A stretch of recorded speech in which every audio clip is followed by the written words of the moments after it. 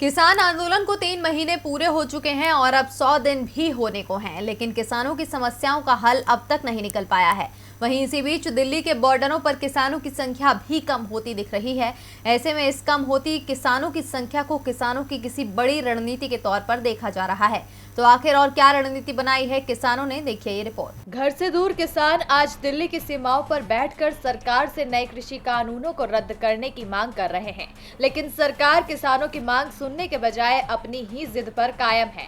ऐसे में किसान अब अपने आंदोलन को और तेज बनाने के लिए धार देने में जुटे हैं, जिसके चलते किसान देश के अलग अलग हिस्सों में रैलियां और महापंचायतें कर रहे हैं। वहीं भारतीय किसान यूनियन के नेता राकेश टिकैत भी इन रैलियों और महापंचायतों में शामिल हो रहे हैं। इसी के साथ ही उन्होंने आज से 22 मार्च तक का प्रोग्राम तैयार किया है, जिसे लेकर किसान नेता धर्मेंद्र मलिक ने कहा कि मार्च में उत्तराखंड, राजस्थान, मध्य प्रदेश, कर्नाटक और तेलंगाना में किसानों की बैठकें होंगी।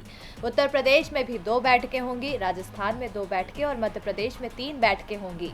20, 21 और 22 मार्च को अंतिम 3 बैठकें कर्नाटक में होंगी। यानी साफ है कि राकेश टिकैत अब रुकने वाले नहीं हैं, बल्कि उन्होंने उत्तर प्रदेश से लेकर कर्नाटक तक जाने का प्रोग्राम बना लिया है। वहीं दूसरी ओर पंजाब में किसान मजदूर संघर्ष कमेटी के आह्वान पर 5 मार्च को हजारों किसान दिल्ली धरने के लिए रवाना होंगे। इसके साथ ही हिसार में खाप पंचायत ने कृषि कानूनों और बढ़ती पेट्रोल डीजल कीमतों के खिलाफ दूध की दरें बढ़ाने का भी फैसला किया है।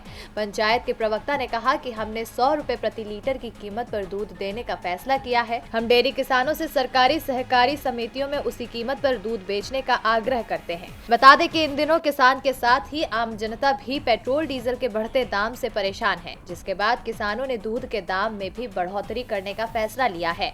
इसके साथ ही किसानों के इस आंदोलन में विपक्ष भी बढ़ चढ़ कर समर्थन दे रहा है, जिसके मद्देनजर कांग्रेस नेता पी चिदंबरम ने भी पीएम मोदी से सवाल किया है कि दिल्ली सीमा पर धरना दे रहे किसानों से बातचीत के लिए उन्होंने 20 किलोमीटर की यात्रा नहीं की, जबकि वो केरल और असम की यात्रा कर रहे हैं। अब किसान के साथ सरकार विपक्ष के भी निशाने पर है, साथ ही चुनाव भी सिर पर है। ऐसे में सरकार किसानों की मांग आखिर मानेगी भी या नहीं, ये तो समय पर ही पता चलेगा। डीबी लाइव की रिपोर्ट।